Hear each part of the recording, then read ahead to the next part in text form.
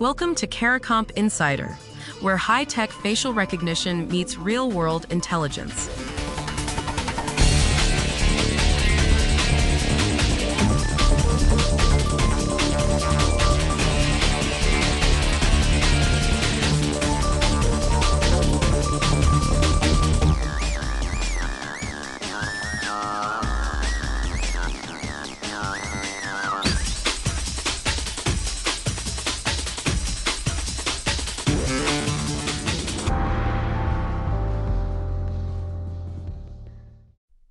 A man in Singapore sat down for a Zoom call with someone who looked and sounded exactly like Prime Minister Lawrence Wong.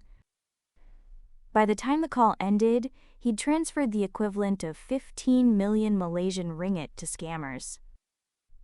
That's roughly 4.9 million in Singapore dollars. Gone. The fraud didn't start on Zoom. It started with a WhatsApp message from someone claiming to be Singapore's cabinet secretary. Then came an email on forged official letterhead. Then came the video call, with deepfake versions of the Prime Minister and other government officials sitting in what looked like a real meeting.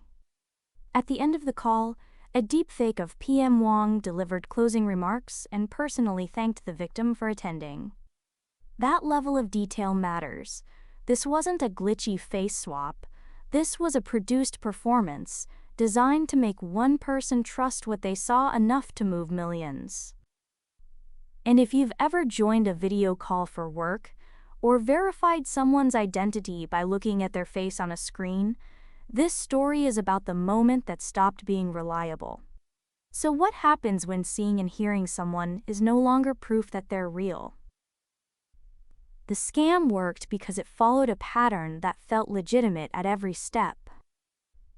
A message from a senior official, a formal email, then a face-to-face meeting, except none of the faces were real.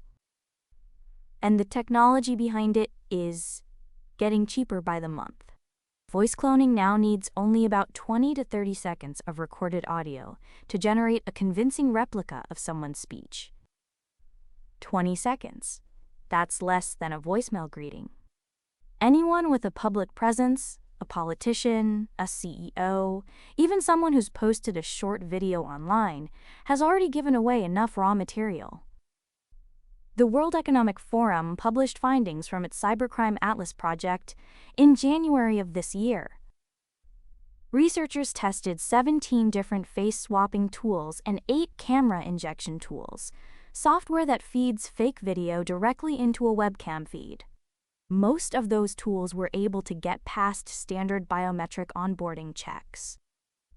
That means the identity verification step you go through when you open a bank account or sign up for a financial app, the one where you hold up your face to the camera, can be fooled by tools that are already widely available. Regulators have started to respond.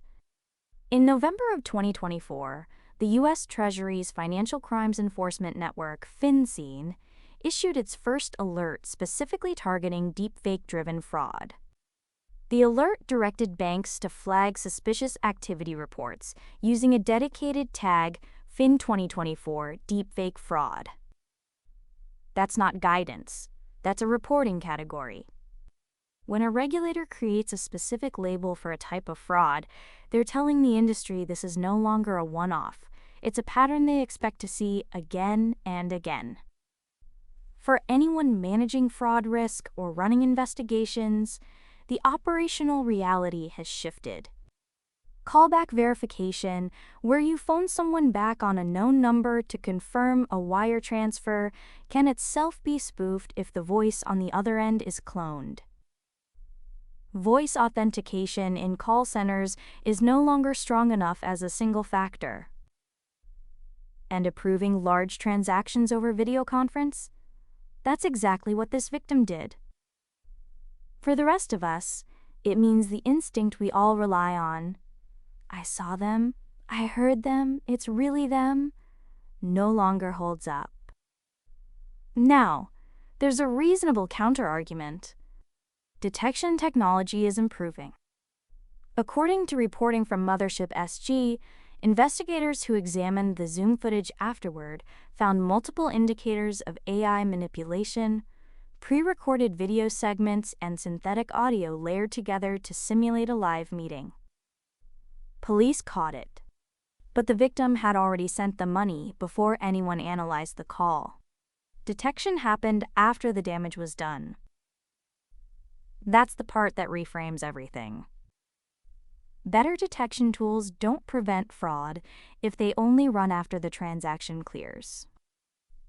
The fix isn't a smarter algorithm.